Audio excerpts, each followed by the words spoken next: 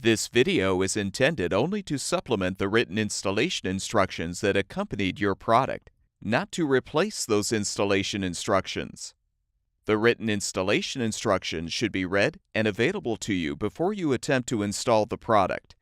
If you have any questions about the instructions in this video or are not comfortable performing the installation demonstrated, contact manufacturer's customer service. Before you begin the cooktop installation, refer to the installation manual for a list of recommended tools and parts you may need. For proper cooktop installation, the countertop opening should be 28 7/8 inches from side to side and 21 1/8 inches from front to back. There will need to be at least 2.5 inches of clearance on each side of the cooktop. The electrical supply for the appliance must be 240 volts at 60 Hz. A dedicated 40 amp circuit is required. Unless you're using a duct-free filter accessory kit, the cooktop must be exhausted outdoors. Refer to the vent system charts in the installation manual to determine the size and number of vent sections and elbow joints required. No more than 3 90-degree elbow joints should be used, and there should be a minimum of 18 inches of straight venting between the elbow joints.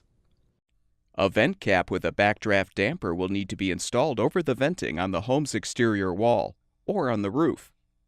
Caulking should be used to seal the space around the cap. Warning: excessive weight hazard. Use 2 or more people to move and install cooktop. Failure to do so can result in back or other injury.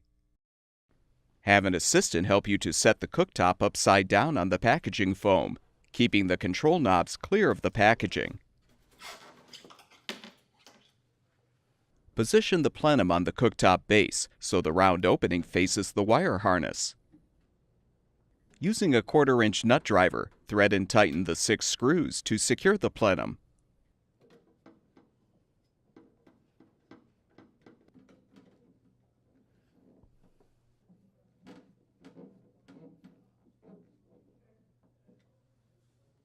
Now use a Phillips head screwdriver to unthread the 2 screws securing the plenum access panel, and remove the panel. Remove the 4 protective caps from the blower motor mounting bolts. Now align the motor on the plenum so the blower outlet faces the appropriate direction to line up with the installed venting. Slide the washers over the blower motor mounting bolts. Then thread on the locking nuts and hand tighten. Avoid fully tightening the nuts at this time.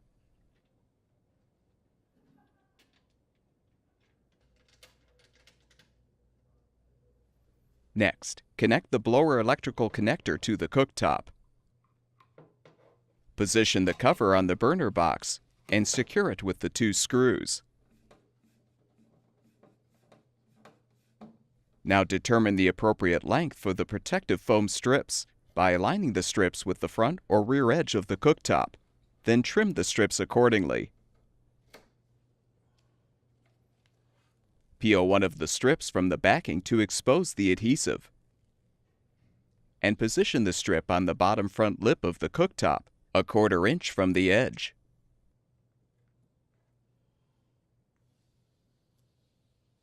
Position a second strip on the rear lip. Next, determine the appropriate length for the sides of the cooktop and cut the strips accordingly.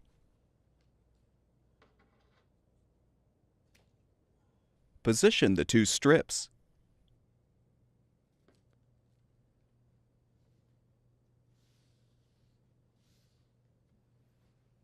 Now have an assistant help you to position the cooktop in the cutout space of the countertop.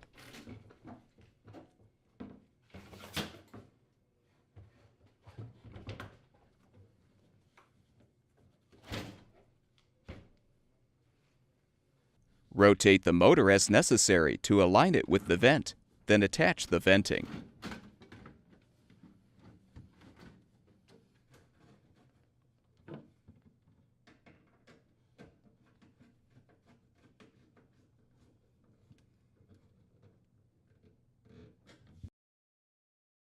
With the venting attached, you can now tighten the blower motor locking nuts.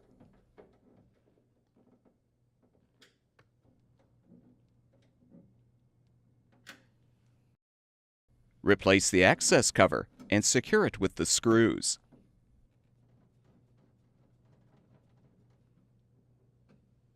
Install the grease filter so the top of the filter rests against the right side of the vent opening and the bottom of the filter rests against the left side of the vent chamber. Then install the vent grill.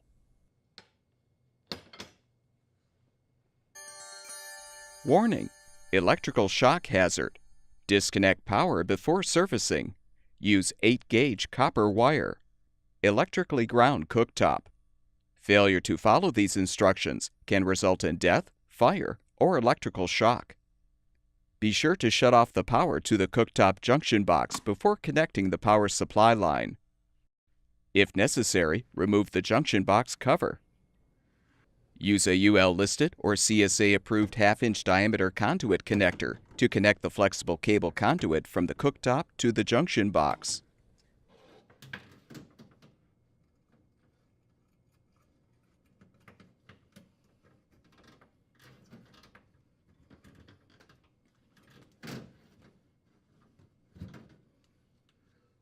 If applicable, tighten the screw or screws to secure the conduit. Join the black wires together and secure them using an approved UL-listed wire nut.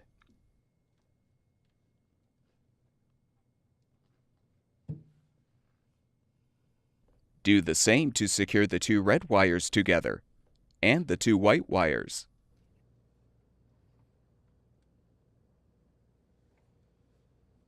If your junction box has a 4-wire power supply line, join the green or bare grounding wire or wires to the bare grounding wire from the cooktop and secure them with a wire nut.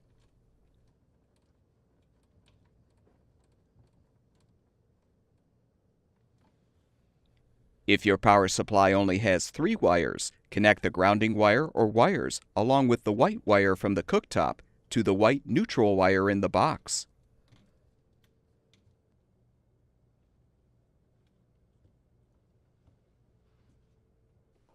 With all of the wires positioned inside the junction box, replace and secure the cover.